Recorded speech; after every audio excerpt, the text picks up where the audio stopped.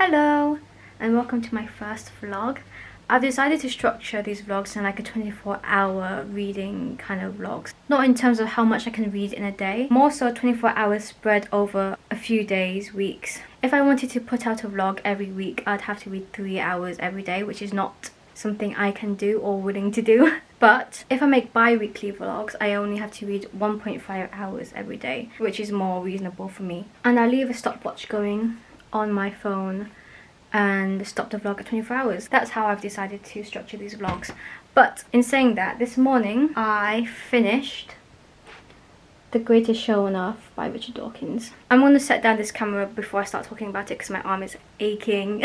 My overall rating of The Greatest Show on Earth by Richard Dawkins is 4 stars. I took 1 star off because I knew a lot of the content already in here, and some of the metaphors in here that were supposed to aid in helping to understand the theory or mechanism just made it more difficult to understand for me. It would have been easier for me to understand if it was plainly said.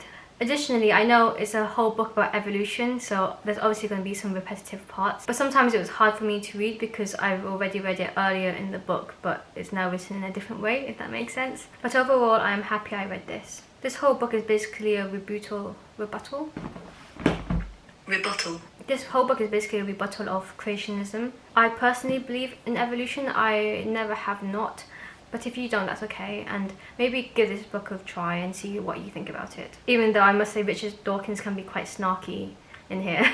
I've always wondered how different breeds of dogs are the same species but look so different, and this book answered that question for me. And I reaffirmed that zoological nomenclature bores the shit out of me. From what I remember, there was a really long chapter on nomenclature in A Brief History of Everything by Bill Bryson that also bored the shit out of me. Another interesting thing that I learned is that the skeletons of all mammals are identical, but their individual bones are different. And embryos have like a set of instructions, a series of growth rates of parts of the body relative to other parts of the body, controlled by genes in the developing embryo. Zoological nomenclature is kind of a scam anyways, because there's not really any first specimen of a species or genus. If you think about it, every child of a parent will always be classed as the same species as their parents are. The only reason there are species and genuses, and the reason we can separate and categorize, is because we're working backwards. There are missing links in the fossil record, and we don't have a continuous parent to child collection from the beginning of history. Last thing I learned from this book is that nature is cruel. The amount of suffering that goes on every second is incomprehensible. There are, in this very moment, thousands of animals are running for their lives, being eaten alive, whimpering in fear. And if you want to be kind of scarred, look up parasitoid wasps.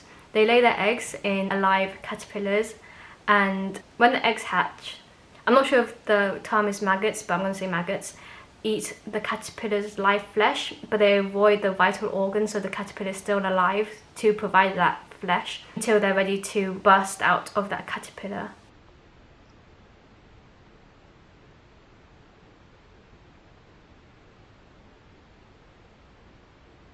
And there's thousands of living things right now that are dying of starvation, of thirst and disease. Basically, there's a lot of suffering in the world. There's no chance that no one in the world will ever suffer. Do you know what I mean? Sorry to bum out your day. Solid read, and I do love the pictures which illustrate his points quite clearly. Last thing I promise is just caught my eye. The shellless turtle. It is worth saying, I just spoke about the parts that stuck out to me, but if you read it you might take out different key parts, if that wasn't obvious. The rest of the plan today is I want to revise. I start my job on Thursday and I'm out of practice, just for peace of mind. Hopefully I see you guys later when I start reading, and we'll start the timer. I am back. I didn't do as much as I wanted to because I kept getting distracted and bored. So as discussed in my last video, I'm going to read A Diary of an Oxygen Thief, which is published anonymously. To paraphrase the blurb, is a realistic account of what we do to each other and what we allow to have done to us. To be honest, I don't have that much time to read before I have to do some housework, but we'll see how much we get done. I'm going to pull this out so I can lean against something comfy and start.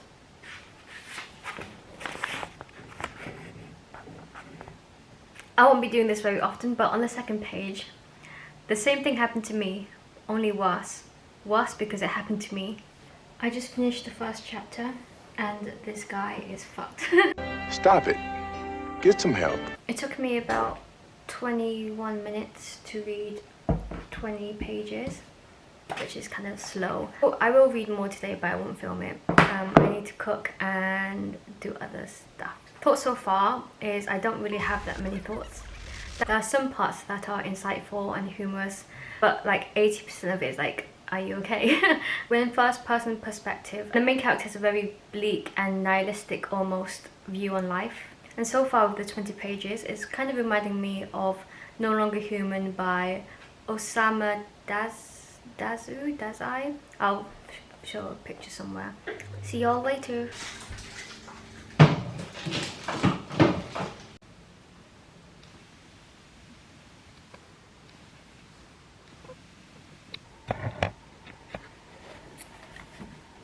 Finished it. Took me 2 hours and 40 minutes to read, well, let's say 41 minutes to read this book. And I have my driving lesson in like a minute, so I'm not going to talk about it now. Immediate thoughts afterwards. I would say between a 2 and 3 star. Okay, I'm back, and that lesson was stress. I thought I had mastered the clutch, but alas I have not. Anyways, talking about Diary of an Oxygen Thief, as you saw, I had initially positive reactions until it devolved to shit. So I'm gonna stick with 2 stars. Basically, it was so rambly and the timeline was all fucked up, and the timeline was so hard to keep up with. There were constant hints on this like big event, which I found to be underwhelming, to be honest. If you don't want to be spoiled, because it is, but basically they were laughing at his small dick. Written from the perspective of the character, the writing and everything kind of makes sense. I don't have to like or agree with a character to appreciate how they're written. In saying that, the protagonist was a self-centered misogynist whom it was really hard to have any sympathy for, even though he did give a smidge of his trauma background. I stand with what I said earlier, that this book is exactly... Let me get it. This book heavily reminded me of this book. I'm not too fond of either of them, but if you had to choose one, I would probably choose this one, because even though the writing is still a bit confusing and the timelines are also a bit confusing, I just think this one's better written. Here are the quotes I like from this book. This one's only bigger than the rest of them because that's the way notes is set up, but you can pause and read if you want to. So there are some parts of the book I did like the writing of, but altogether it was a massive ramble, much like this review. The next book I'm going to take from this, ignore my deodorant. Next pick is Wuthering Heights by Emily Bronte, because my friend who watched my To Be Read video said I would like it, so I want to read a good book. And I know for a fact this book will take me a lot longer than 3 hours to read. I'll try to read some tonight, but I start work tomorrow and I am scared, so that's all for now. Long time no see. So it's been a couple of days. It's currently Saturday the 3rd of September. I had my first couple of days at work last Thursday and Friday, and I am enjoying it, but my shifts are 8:30 AM to 6:30 PM, and there's an hour commute. My days have been really long and I kind of CPA to vlog. But during my bus rides I have been reading Wuthering Heights by Emily Bronte. I am currently on page 66. And I must say the writing is completely different to the writing from the book I just read that you saw, in a good way. I am really liking the descriptiveness on how Emily writes about people's emotions and attitudes. Can't lie, I have to guess some of the words' meaning by just reading the sentence and just guessing what it means.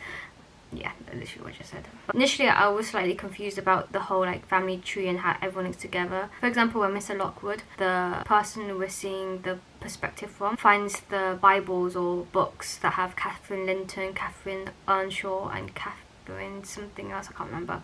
But basically the relations of all the characters to each other confuses me. I think I kind of understand it now after hearing Mrs. Dean's retelling of the Heathcliff household. Can't lie, it's still a bit fuzzy, but I am enjoying it. And I can't imagine half the people in my life speaking the way the people do in these books. Like it's insane. I have been continuing using the stopwatch, and 66 pages took me 2 hours and 90 minutes. But in my defense, I was on the bus, there were some distractions, and sometimes I forgot to stop it until I got into work, which is like an extra 10-minute walk. So but it is what it is. And my boyfriend's coming in at work, but when he gets off, my friend's coming over and we're going to watch the Book of Mormon. That's gonna be at 7:30. And I'm so excited because I had a quick listen to the soundtrack this morning and they're really good, so I'm looking forward to it. But for now, I have my hot chocolate. I don't know if you can see that. And I'm going to read a bit. I'm going to start reading now. See you guys later. Hello everybody. Today is the 8th of September. I'm listening to Life is Funny by Ren. And I have a day off today because if I work the hours I'm working 5 days a week, I'll be doing overtime on my contract. So I have the day off. I have been trying to read in the morning and I have been keeping up with that. I'm still reading Wuthering Heights by Emily Bronte. Everyone in this book is so dramatic. Anyways, I'm doing that. But on the way home, I'm tired. I work 9.5 hours. I'm not including lunch. By the end of the day, my contacts are dried. I can't read. So instead I play Pokemon Go.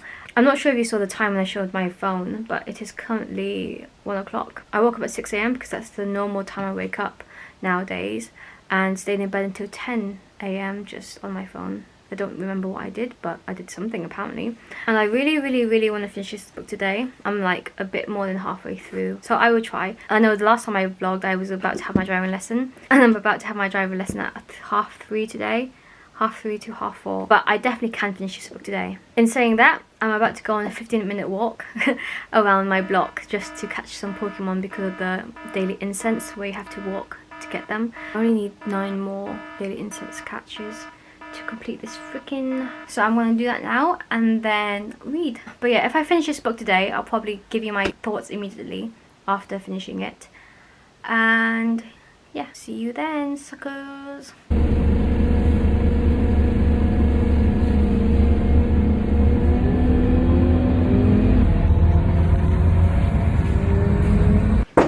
Hello friends, so I just got home. It is 7:33 and I finished Wuthering Heights on the bus. Can't lie, this took me longer than I expected to read it. I think it took me around 6 hours. I thought I was going to be fast time. Sucks to suck. Anyways, my immediate thought is 3 stars. Because I can't lie, I wasn't invested in any of the characters or the plot, to be honest. But the writing style is a style I haven't read before and something that I like. However, the novelty of it was what intrigued me initially. But then after the halfway point, it was just like, eh. I'm not sure if the family dynamic and the, I'm gonna say vibe, is indicative of the time this book is written in, like the early 1800s. And I couldn't understand the word Joseph was saying. I tried rereading some of his lines over and over and I just didn't get it. So I kind of just skimmed and then carried on reading. All I know about Joseph is that he's a religious fanatic. But yeah, personally for me, 3 stars overall. I enjoyed the writing. The plot was meh. It was a slow read and I usually hate slow reads, and this is a testament to that. And I didn't connect with any of the characters. All the characters kind of annoyed me because for most parts everyone was so illogical and dramatic, and usually I do like a bit of drama, but not when every single character is dramatic, you know. So yeah, I probably won't read any more today. So probably start my next read tomorrow, and it will be one of these books, probably The Illustrated Man.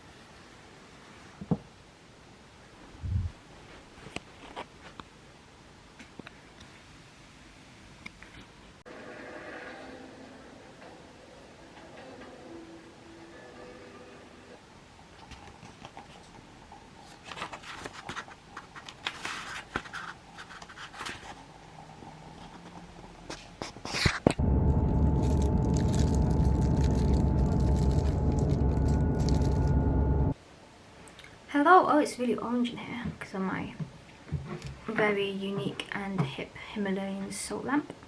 Today is Sunday, the 18th of September. Proof. I finished The Illustrated Man by Ray Bradbury yesterday night, and it is not how I thought it would be. It's a series of short stories. If you've ever watched Black Mirror, it's basically short stories like Black Mirror mixed with space. And the reason for the title, The Illustrated Man, is that these stories are depicted on this tattooed man's body who was tattooed by a witch, I believe. It's kind of random, but yeah, he was tattooed by a witch, and these illustrations on his body come to life at night time, showing real people's lives in the future. And there's a blank space on his shoulder blade which shows the person who is viewing his illustrations their life or future. As with all short story collections, there are some that are better than others and some that are worse than others. Which makes sense because not every single short story will be amazing, life-changing and on the same level. My favourite short story in here is the second one, which is Kaleidoscope. I loved that short story and it set the tone for the rest of the book. I also liked Usher 2 and The City. Stealing from the back of the book, each short story is like a thought-provoking vision of humankind's destiny. I give this book overall 4 stars because the individual short stories themselves are very impressive. Like the way he manages to create a whole story, a whole setting in like 12 pages is incredible. He shows the flaws but also the goodness of human nature. And these short stories were really good, but it isn't a 5-star read. It is definitely worth reading Kaleidoscope at least. Overall, a very enjoyable read. Also, I don't really understand why there is a dragon at the front because there's literally no mentions of dragons in this book. And also roses, and yeah, I don't know why. Last thing I'm going to say about this is there was a concept in here that kind of makes sense but doesn't make sense. It's like I'm going to do a horrible job of explaining this concept. It's a concept from the short story No Particular Night or Morning. And I'll just read a bit of his kind of philosophy on page 174. I've always figured it that you die each day, and each day is a box you see, all numbered and neat, but never go back and lift the lids, because you've died a couple of thousand times in your life, and that's a lot of corpses, each dead in a different way, each with a worse expression. Each of those days is a different you, someone you don't know or understand or want to understand. But basically he doesn't believe in anything that doesn't exist or act in his presence. We are halfway through this vlog. And I said at the start of this vlog that if I read an hour and a half each day, I'd be able to, you know, put this up in 2 weeks' time. It's been 2 weeks and we're halfway there. So technically I've read 45 minutes or less every day. But you've got to cut me some slack. I've been adjusting to the working life. Anyways, oh, the lighting is so much better from this angle. I am going to get my next book. I've chosen to read next 1001 Nights by Hanan Al-Sheikh. And can I just show you, my bookmark colour scheme matches exactly to the book colour scheme. Look how cool. I've got the purples, the blues, like it's the exact same. It's just so cool. But I've also seen on Book Talk, I watch Book Talk on YouTube, I know, because I don't want to have TikTok. Anyways, I saw on there that there's a really popular retelling of 1001 Nights. It's a YA series and apparently it's really good. So I might have to lift my book ban to buy them because I want to read them straight after this one. But we'll see. I probably will cave. It's 2 books, so it will increase my total to 79 rather than 77. But we'll see what I'll decide after I finish this book. I'm going to hold off until I finish this book. We're back down here in the super orange lighting. So I will start this tonight and I'm excited. Today is Sunday the 25th of September, as you can see. And I just finished 1001 Nights by Hanan Al-Sheikh. This week has been exhausting, even though Monday was bank holiday due to the Queen's funeral. Tuesday to Friday was manic. Like, it was so busy and stressful and a lot of demanding people. So in terms of reading, I didn't get that much done during the week because when I got home all I wanted to do was sleep.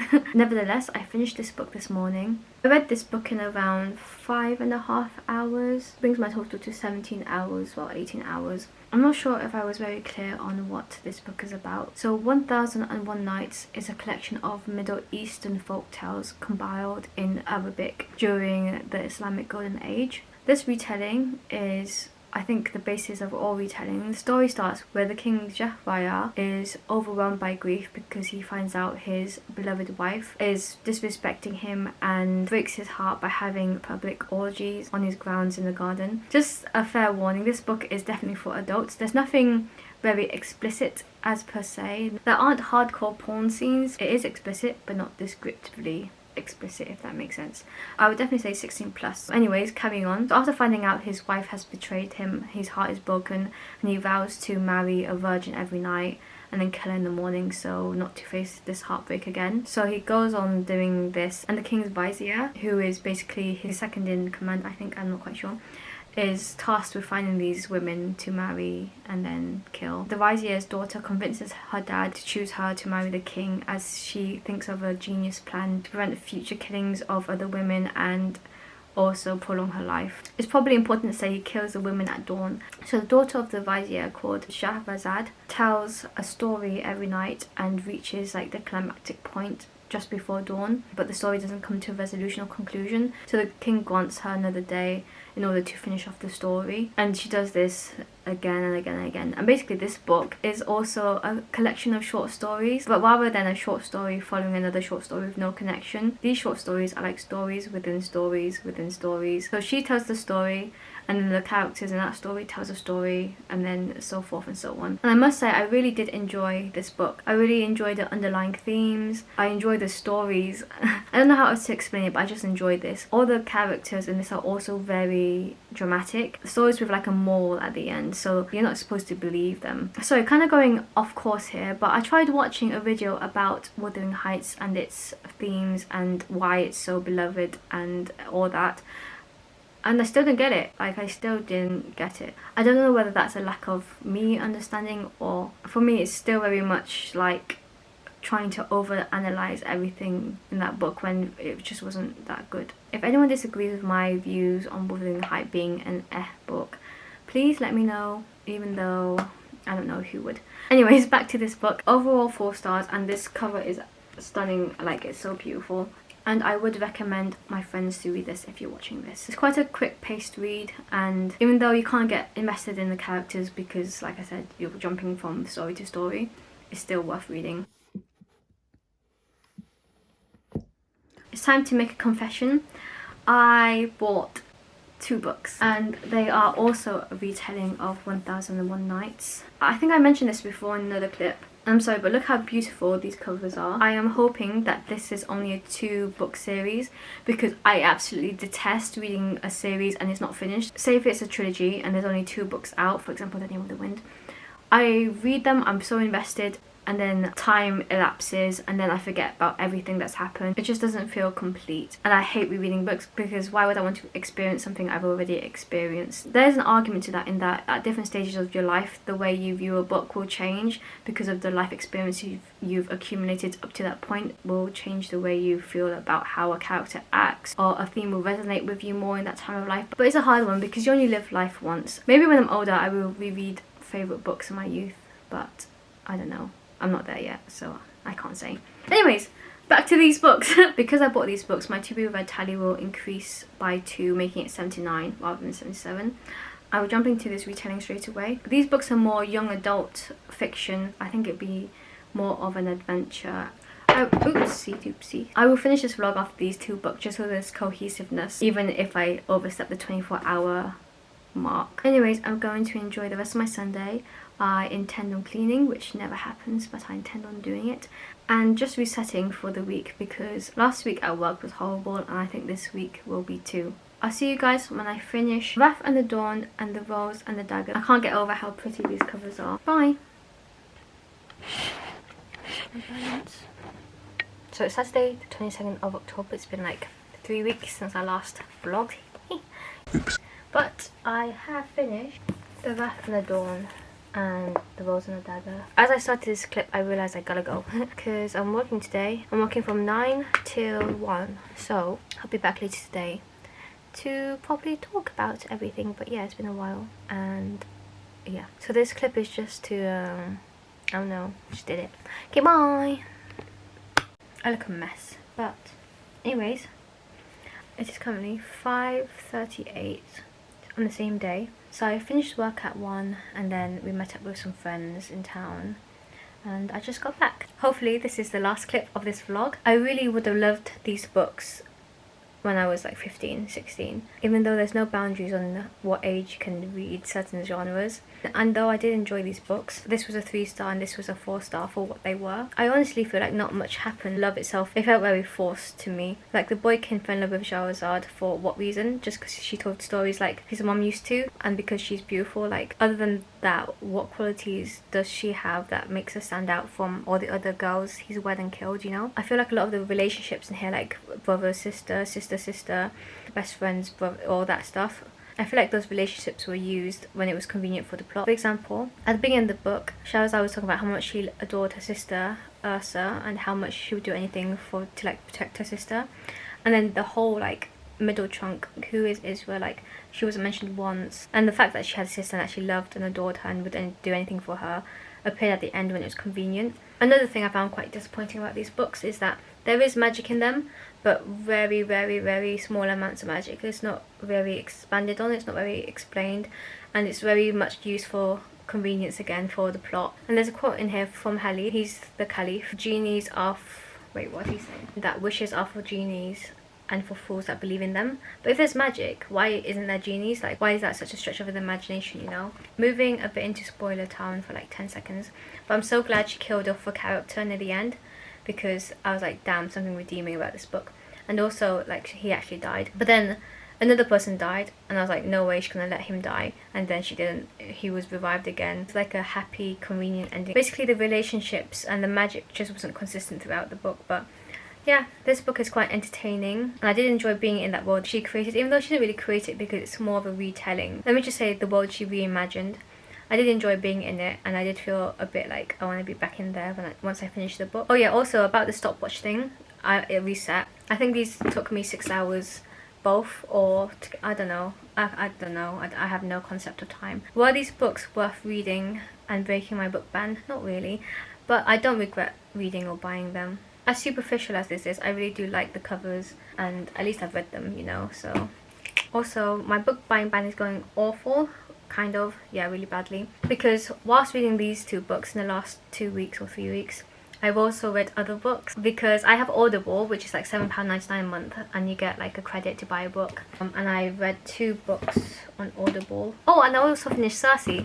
So in the last 2-3 weeks, I finished these 2 books, but I also finished and read these 3 books. All of these were read on Audible, and then I bought them afterwards. So do they count? I guess they do. I guess they do.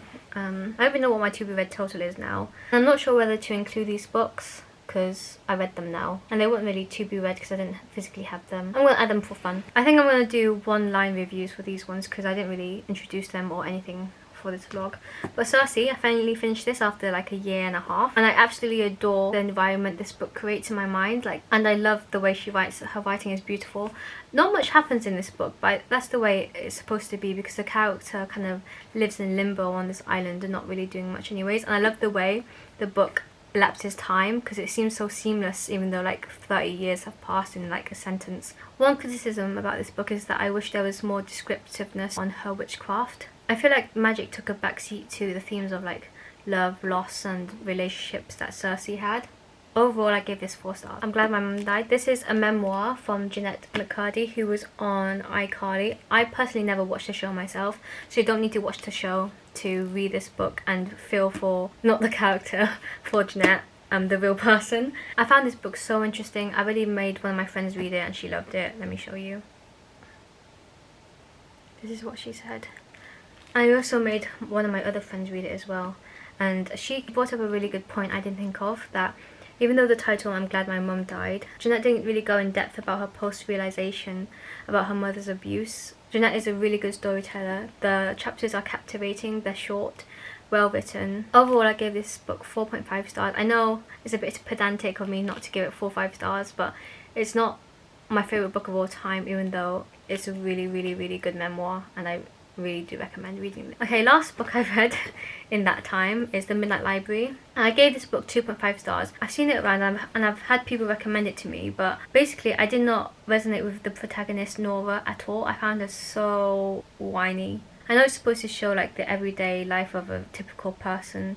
Like, I've seen on Book Talk on YouTube that this book has helped some people, but personally I didn't really like it. I thought it dragged. This is a poor expansion on To Live and Be Alive is a marvel. Basically this book is about a woman called Nora who's given up on life and attempts suicide at the start of the book. And then she goes to a place in between death and life, and it's a library for her. It changes for other people, but for her it's a library. And then there's a guide there, which was the librarian at her school who gave her comfort when she was younger. And in the library, each book is a different life she could have led. And then she can pick a book and then read it, and then she's transported into that life, that like parallel life. But she retains the memories and personality of the Nora who attempted suicide. Like, the concept is cool, but after the second life I was bored out of my life. I think that's all I'm going to say about this book. So in this vlog I finished, let me put in the order I read them in. I've read these books. Ooh, flip. I started this vlog on the 30th of August and now it's the 22nd of October. So it's been a month. and I've read these books. It's been a month. Wait, January, February, March, April, May, June, July, August, September, October. It's been 2 months, and we have quite the range of genres and ratings, to be honest. I'm going to switch the order to the ratings of the book. I would say this is the ratings of the books I've read so far, starting from the top to the bottom. So this was a 4.5 stars, and this was a 2 star. So quite the range there. So this is probably where I'm going to end my vlog. Also, the Illustrated Man, I've kept thinking about one of the stories I didn't mention in my vlog. The one where they're on a planet where the rain doesn't stop and the sensation of the rain just drives the men insane. Let me find what the story's called. The short story is called The Long Rain, and I've been thinking about it. I don't know why, I've just been thinking about it. Also, these books, which is the retelling of 1001 Nights, my dumb self just realised after watching Aladdin that this is otherwise known as the Arabian Nights. Like, I just thought that was so cool. Also, talking about Aladdin, this book also has some Aladdin-inspired elements in it, just while we're here, you know. Also, I still don't get it. Upon reflection on these vlogs, I'm not going to do the 24-hour thing because I always read in short spurts rather than long sessions. So it's really hard to keep time. So vlogs moving forward for myself, I think I'm going to do 2 weekly vlogs, even though I don't really do much in a week. In saying that, I'm going to London tomorrow, a 1-day trip.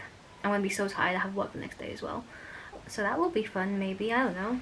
So I'm going to end it witty novel styles and sing a song. I love witty novels, she will always have a place in my heart. Her vlogs always give me comfort. I noticed this song because she sang it in one of her vlogs. It's I Love You by Billie Eilish. So I was in her Prideathon days 1, 2 and 3 vlog. We have this IKEA, oh shit.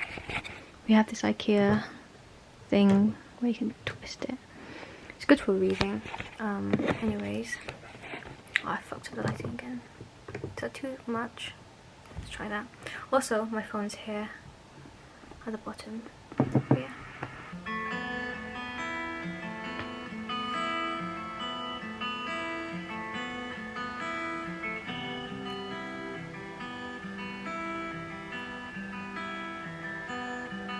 It's not true. Tell me I've been lied to. Crying isn't like you.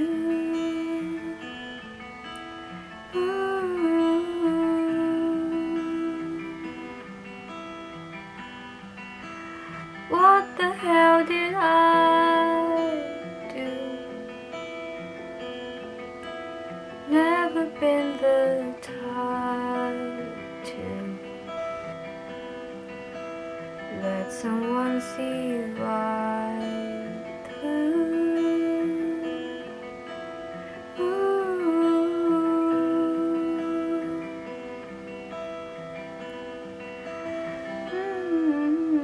Maybe won't you take it back? Say you were trying to make me laugh, and nothing has to change today. You didn't mean to say I love you. I love you. Cool. Thanks for listening and watching. Maybe to the end, maybe not, but I'll see you in the next vlog, maybe. Have a great week, or the rest of the week, or whenever the frick you're watching this. Okay, bye. Don't know what that was. Don't ask me.